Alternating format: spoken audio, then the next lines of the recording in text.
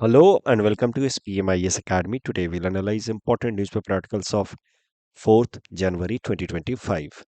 Please note you can download the PDF version of today's newspaper analysis by clicking the link given in the comment section.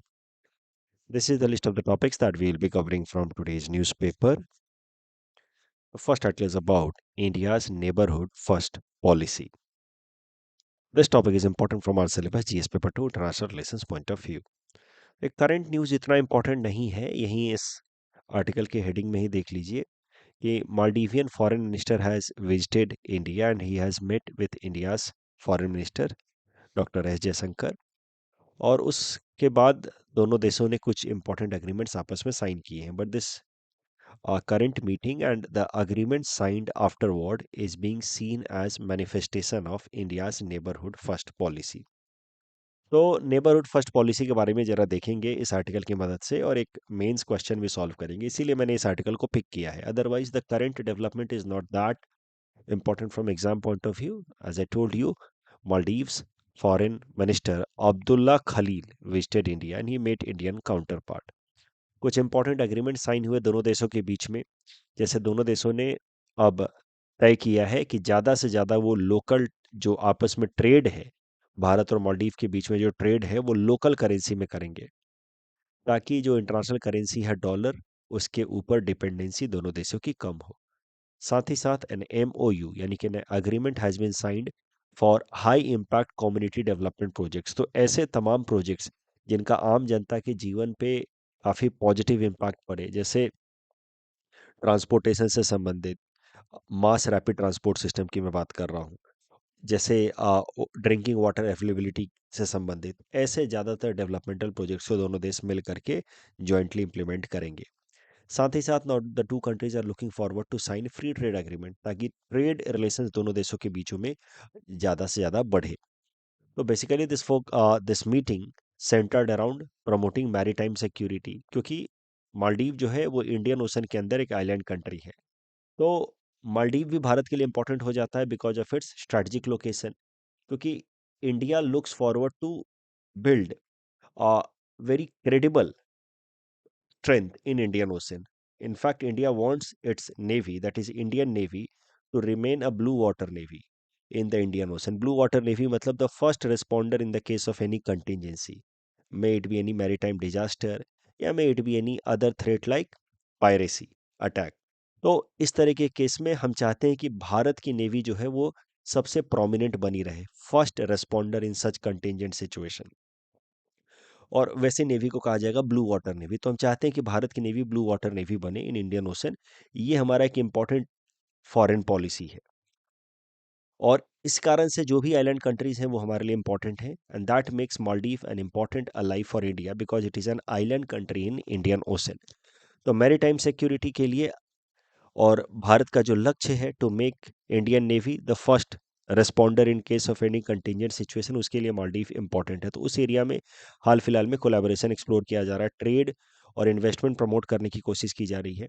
साथ ही साथ एक दूसरे के internal matters में interfere ना किया जाए, एक दूसरे के लिए म्यूचुअल रिस्पेक्ट और ट्रस्ट डेवलप किया जाए, इसके लिए भी बात हो रही है. क्योंकि कुछ दिनों पहले मालदीव की तरफ से कुछ ऐसी चीज़ें हुई थी जिसने भारत और मालदीव के रिलेशंस को पूरी तरह से खराब कर दिए थे. उसमें जो सबसे इम्पोर्टेंट इवेंट हुआ था वो ये था कि हमारे प्रधानमंत्री नरेंद्र मोदी जी इंडियन आइलैंड लक्षद्वीप को विजिट करके वहाँ की एक फ़ोटो उन्होंने डाली थी, और जहाँ पे उस फोटो की मदद से उन्होंने इंडिया के लोगों को रिक्वेस्ट किया था कि आप लक्षद्वीप ज़्यादा ज़्यादा विजिट करें ताकि यहाँ की लोकल इकोनॉमी को बूस्ट मिले.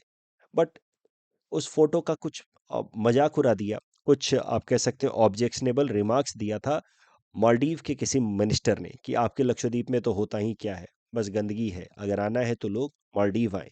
तो that was an offensive remark against India's prime minister, against our own island Lakshadweep. तो दैट एपिसोड जो पिछले साल ही हुआ था, दैट हैड ब्रॉट और had strained relation between India and Maldives. तो इस तरीके की चीज़ें आगे भविष्य में रिपीट ना हो, ये भी दोनों देशों ने मिलकर के अग्री किया है. तो आप कह सकते हैं कि जो करंट मीटिंग हुई है टू फॉरेन मिनिस्टर्स की, it is in line with India's neighbourhood first policy, जो इस आर्टिकल में भी लिखा गया है, नेबरहुड फर्स्ट पॉलिसी. क्या है भारत की नेबरहुड फर्स्ट पॉलिसी? तो भारत की जो नेबरहुड फर्स्ट पॉलिसी है, ये एम करती है कि भारत के जो इमीडिएट नेबर्स हैं, जैसे अफगानिस्तान, नेपाल, भूटान, बांग्लादेश, म्यांमार, श्रीलंका, इनके साथ भारत के संबंध अच्छे हों। हर तरीके की कनेक्टिविटी, चाहे वो फिजिकल कनेक्टिविटी हो, रोड या रेलवे लाइन, या डिजिटल कनेक्टिविटी हो, पीपल टू पीपल कांटेक्ट हो, सारी चीजें स्ट्रेंथन की जाए। नेबरहुड फर्स्ट पॉलिसी जो है ऑफिशियली भारत ने शुरुआत की थी साल 2008 में, बट इसका स्ट्रॉन्ग इम्प्लीमेंटेशन शुरू हुआ after prime minister Narendra Modi came to power in 2014। तो इस तरीके से आप कह सकते हैं कि मोदी डॉक्ट्रिन, यानी कि पीएम मोदी की फॉरेन पॉलिसी का सबसे इंपॉर्टेंट हिस्सा है नेबरहुड फर्स्ट। नेबरहुड फर्स्ट का स्ट्रॉन्ग मैनिफेस्टेशन किया पीएम मोदी ने 2014 में, when he came to power for the first time. तो उन्होंने अपने स्वेरिंग इन सेरेमनी में जो भी हमारे नेबरिंग कंट्रीज हैं, उनके सबके हेड ऑफ द स्टेट्स को इनवाइट किया अपने स्वेरिंग इन सेरेमनी में। That was the strong manifestation of India's neighbourhood first policy. तो आप कह सकते हैं कि नेबरहुड फर्स्ट पॉलिसी 2008 में शुरू हुआ, बट उसको बहुत ही इफेक्टिव तरीके से इंप्लीमेंट करने की शुरुआत हुई since PM Modi came to power in 2014।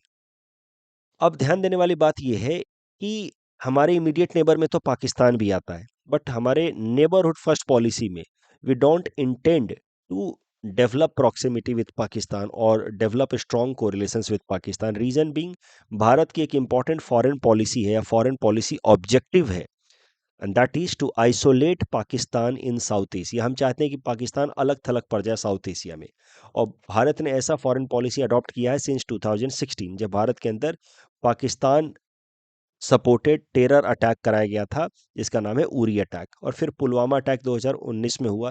तब से तो भारत और पाकिस्तान के संबंध पूरी तरह से खराब हो गए हैं, और भारत का एक इंपॉर्टेंट फॉरेन पॉलिसी ऑब्जेक्टिव, जैसा कि मैंने आपको अभी भी बताया, is to isolate Pakistan, and that is the reason why neighbourhood first policy में पहले हम पाकिस्तान के साथ भी कोऑर्डिनेशन डेवलप करने की कोशिश करते हुए थे, but right now neighbourhood first policy में अब हम पाकिस्तान के साथ कोलैबोरेशन या कोऑर्डिनेशन नहीं देखते हैं। पाकिस्तान को हम आइसोलेट करना चाहते हैं इन साउथ एशिया रीजन। तो दो फॉरेन पॉलिसी के बारे में हम लोग समझ गए साउथ एशिया के रेस्पेक्ट में भारत की, एक नेबरहुड फर्स्ट पॉलिसी एंड दूसरा isolating Pakistan in South Asia. इस टॉपिक डिस्कशन के बेसिस पे ये प्रीलिम्स प्रैक्टिस क्वेश्चन हमने आपको दे रखा है। Please attend this question and submit the answer in the comment section. आपसे ऐसा मेंस में प्रश्न पूछा जा सकता है कि क्या है भारत की नेबरहुड फर्स्ट पॉलिसी, इसके सिग्निफिकेंस क्या है भारत के लिए, और चैलेंजेस क्या है। तो नेबरहुड फर्स्ट पॉलिसी तो आप सीधा सीधा डिफाइन कर दोगे, जैसा हमने डिस्कस किया। सिग्निफिकेंस, आसपास के देशों के साथ अगर हमारे अच्छे संबंध रहेंगे, तो फिर अननेसेसरी वो हमारे ऊपर अटैक नहीं करेंगे, तो टेरिटोरियल इंटीग्रिटी बनी रहेगी। अगर हम बाकी सारे देशों के साथ अच्छे संबंध बनाए रखेंगे, तो that will help us in attaining our another foreign policy objective in South Asia, that is to isolate Pakistan. Connectivity improve होगा तो ट्रेड इंप्रूव होगा। चाइना का influence in this South Asia region will come down if India strongly implements neighborhood first policy, because that way India will be able to develop a strong bonding with the neighbors of India। और उस case में China की जो presence है या footprint है in South Asia, that will be reduced. तो that is how Bharat को फायदा हो जाएगा, स्ट्रेटेजिक सिग्निफिकेंस होगा। अगर हम नेबरहुड फर्स्ट पॉलिसी को इफेक्टिव तरीके से इंप्लीमेंट करते हैं, तो चाइना का इन्फ्लुएंस साउथ एशिया रीजन में कम होगा। बट कुछ कंसर्न्स भी हैं, कई सारे जियोपॉलिटिकल टेंशन चल रहे हैं, जैसे काला पानी बॉर्डर डिस्प्यूट चल रहा है नेपाल के साथ। भूटान के बीबीआईएन में पार्टिसिपेट करने से भूटान ने मना कर दिया, जो एक ब्रॉडर नेटवर्क है बांग्लादेश, भूटान, इंडिया, नेपाल के बीच में। उसका एक road motor vehicle agreement, बीबीआईएन grouping के मोटर व्हीकल एग्रीमेंट में भूटान ने सब पार्टिसिपेट करने से मना कर दिया, because of the environmental degradation concern.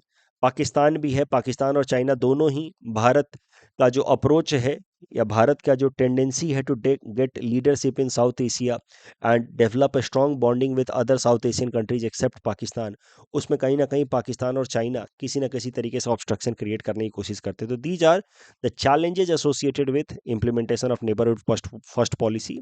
तो we have seen significance as well as challenges. Next topic is about Pravasi Bharatiya Divas. This topic is important from our syllabus GS paper 2 Indian diaspora. तो जीएस पेपर 2 में जो international relations वाला segment है, वहां पे बात की गई है इंडियन डायस्पोरा के बारे में भी। इंडियन डायस्पोरा कौन से लोग हैं? जो भारत के लोग, भारत ओरिजिन के लोग जो दुनिया के अलग अलग हिस्सों में रह रहे हैं, उनको कहा जाता है इंडियन डायस्पोरा या प्रवासी भारतीय। प्रवासी भारतीयों के लिए एक दिन सेलिब्रेट किया जाता है हमारे देश के अंदर, दैट इज 9th जनवरी। तो Pravasi Bharatiya Divas celebrated on 9th January in order to mark the contribution of overseas Indian citizens.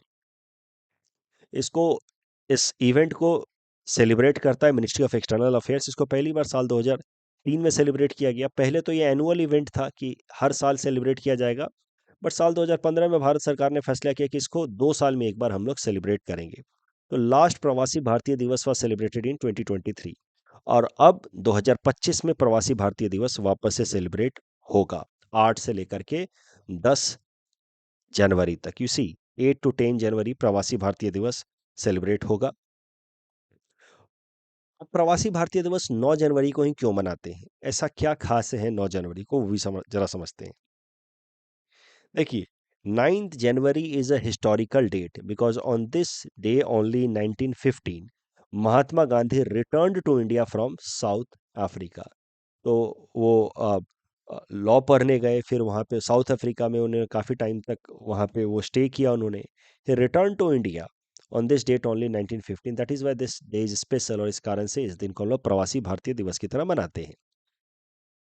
Indian diaspora ने अलग अलग इंपॉर्टेंट रोल प्ले किए हैं फ्रीडम स्ट्रगल में। इंडियन डायस्पोरा ने रोल प्ले किए हैं, जैसे कि Mahatma Gandhi himself was a diaspora. Ghadarite movement जो कनाडा से भारत के अंदर कंडक्ट कराया जा रहा था, money power and arms ammunitions भेजे जा रहे थे। Indian diaspora in current time has been very important in building India soft power दुनिया भर में। रेमिटेंस, इंडियन डायस्पोरा दुनिया में अलग अलग हिस्सों में रह करके जब काम करते हैं, पैसा कमाते हैं, तो विदेशों से पैसा भेजते हैं। और रेमिटेंस अर्निंग जब होती है तो भारत का फॉरेक्स रिजर्व स्ट्रेंथन होता है। और डिप्लोमेसी को भी बिल्ड करने में, भारत के जो भी इंटरेस्ट है उसको फुलफिल करवाने में इंडियन डायस्पोरा का काफ़ी इंपॉर्टेंट रोल रहता है। जैसे अमेरिका के अंदर इंडियन डायस्पोरा का नंबर बहुत स्ट्रांग है and they are holding also many influential positions. तो कभी कभार भारत से संबंधित अगर कोई डील साइन करना होता है अमेरिका द्वारा, तो वो डील भारत के फेवरेबल हो, ये कोशिश कहीं ना कहीं इंडियन डायस्पोरा करते हैं और उसमें वो कुछ हद तक सक्सेसफुल भी हो जाते हैं।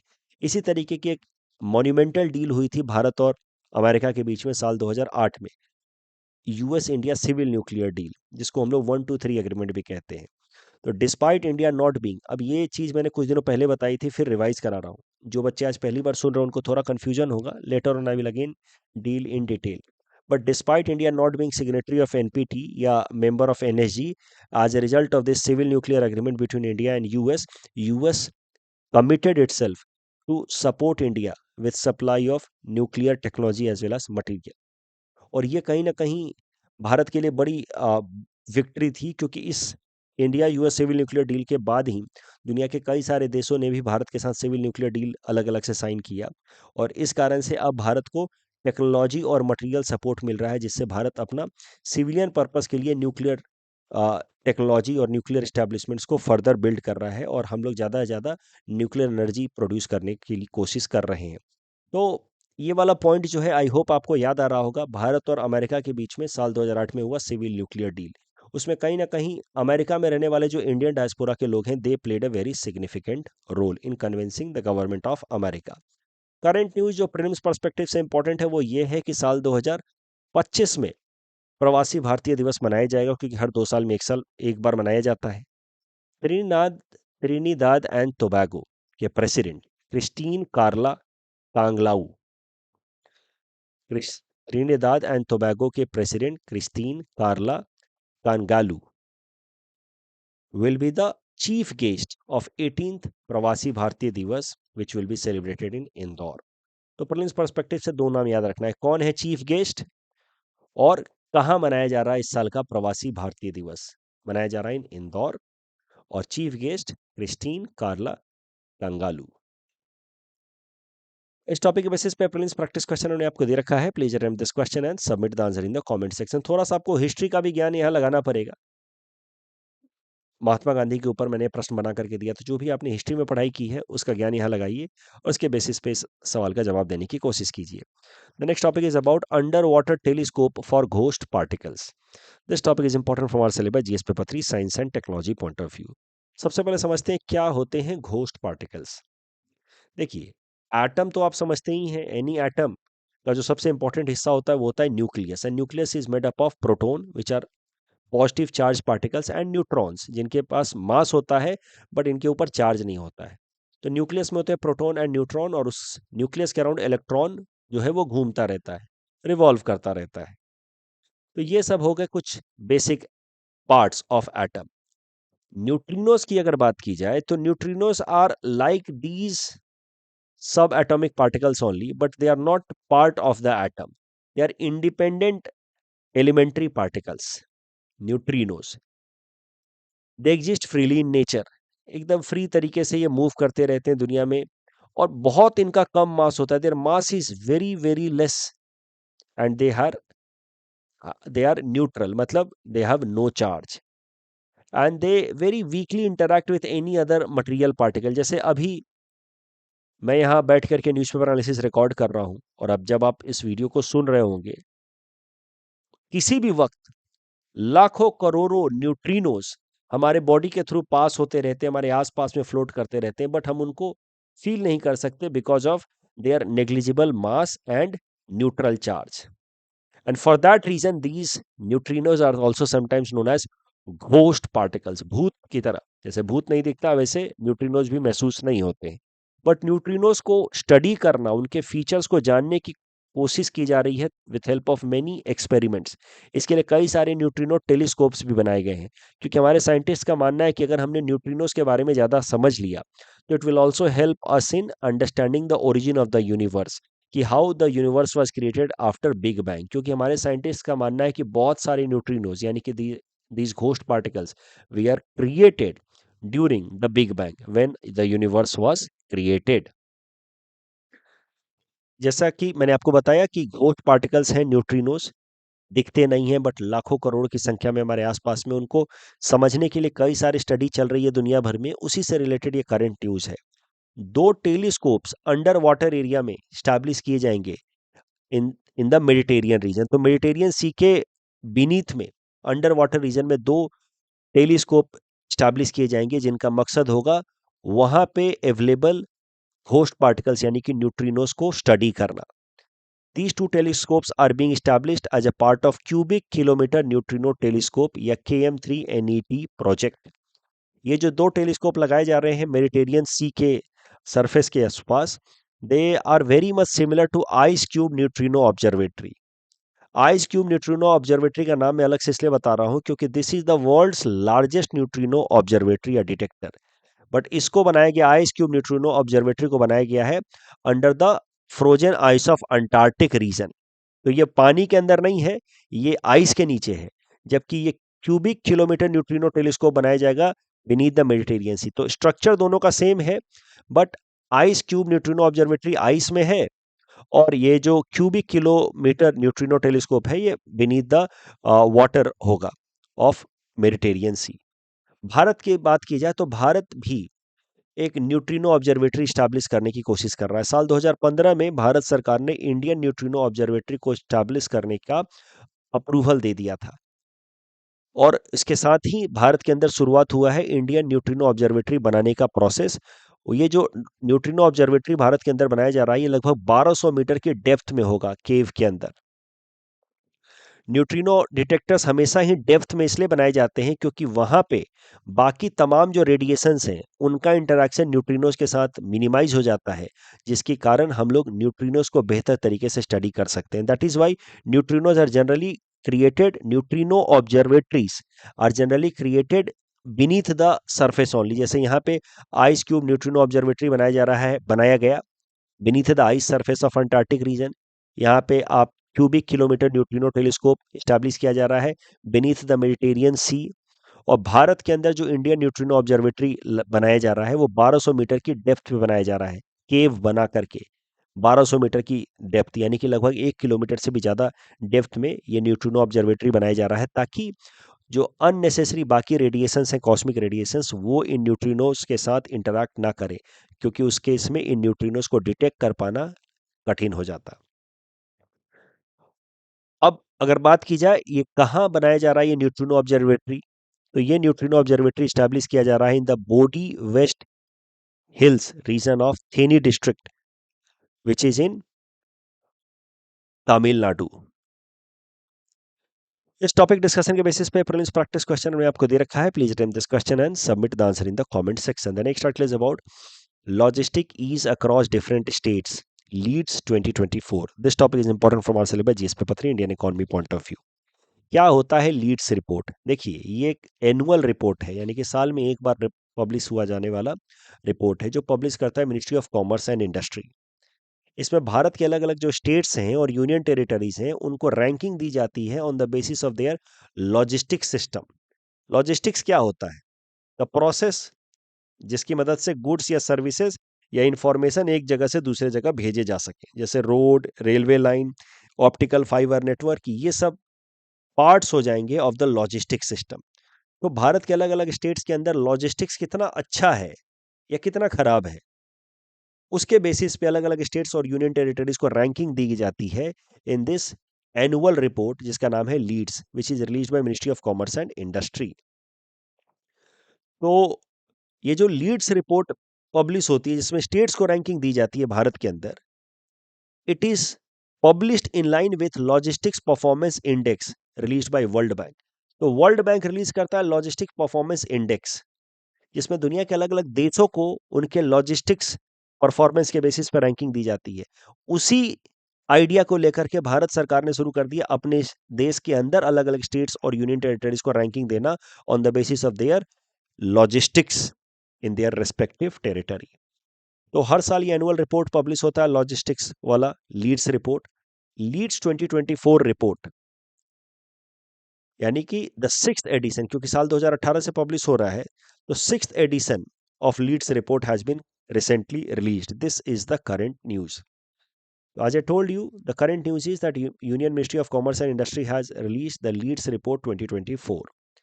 Leads 2024 के अंदर स्टेट्स एंड यूनियन टेरिटरीज को 3 कैटेगरी में डिवाइड किया गया है. पहले भी यही 3 कैटेगरी होते थे. वो 3 कैटेगरी हैं अचीवर्स कैटेगरी. तो इसमें उन स्टेट्स और यूनियन टेरिटरीज को रखा गया है जिन्होंने 90% से भी ज़्यादा अचीवमेंट कर लिया है as far as their logistic system is concern. फिर फास्ट मूवर कैटेगरी में वो स्टेट्स एंड यूनियन टेरिटरीज हैं जिनका अचीवमेंट 80 to 90% है. जो हाईएस्ट पॉसिबल हो सकता है उसका 80 to 90% अचीव किया तो उनको फास्ट मूवर कैटेगरी में रखा गया. एस्पायरर कैटेगरी में वो सारे स्टेट्स हैं या यूनियन टेरिटरीज हैं जिनका performance with respect to logistics 80% या उससे बिलो है. अब अगर लीड्स रिपोर्ट 2024 की बात की जाए तो कोस्टल ग्रुप्स में अगर बात की जाए तो अचीवर्स में है states like Gujarat, Karnataka, Maharashtra, Orissa, Tamil Nadu. Fast movers में आंध्र प्रदेश, गोवा एंड ऑल. सारे नाम तो आप रट नहीं सकते, बस इतना ध्यान रखिए कि नॉर्थ ईस्टर्न स्टेट्स के अंदर असम आता है and Assam is amongst the achiever group. That means Assam का जो लॉजिस्टिक्स परफॉर्मेंस है उसको अगर स्कोर दिया जाए तो दैट इज 90% और more. That is why Assam has been put in achievers group. तो नॉर्थ ईस्टर्न ग्रुप में Assam along with Arunachal Pradesh is in achiever group. Fast movers में है बाकी सारे नॉर्थ ईस्टर्न स्टेट्स. एस्पायरर में है मणिपुर. मणिपुर का करंट स्थिति तो खराब है ही, इसी कारण से उसका लॉजिस्टिक भी खराब चल रहा है और that is why Manipur has been put in aspirer category.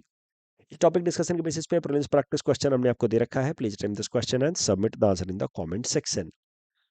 Genetically modified जो मस्टर्ड है उसके ऊपर प्रश्न मैंने दिया था आपको. ये सवाल एलिमिनेशन मेथड से आराम से सॉल्व हो जाता. मैंने आपको बताया कि जीएम मस्टर्ड को डेवलप किया है दिल्ली यूनिवर्सिटी ने, ना कि पंजाब एग्रीकल्चर यूनिवर्सिटी, यानी कि थर्ड स्टेटमेंट इज रॉन्ग. अपने आप आपको करेक्ट जवाब मिल गया, 2 ओनली. ये तो सीधा सा जवाब था. आरबीआई टारगेटिंग के लिए, इन्फ्लेशन टारगेटिंग के लिए किस इन्फ्लेशन का इस्तेमाल करती है? Answer is CPI combined. In flight mechanism में in flight internet relies solely on the satellite communication with no role of ground based tower. ये गलत है, ग्राउंड बेस्ड टावर का तो रोल है ही. बाकी second statement is correct. That's all from our side for today. Thanks for watching.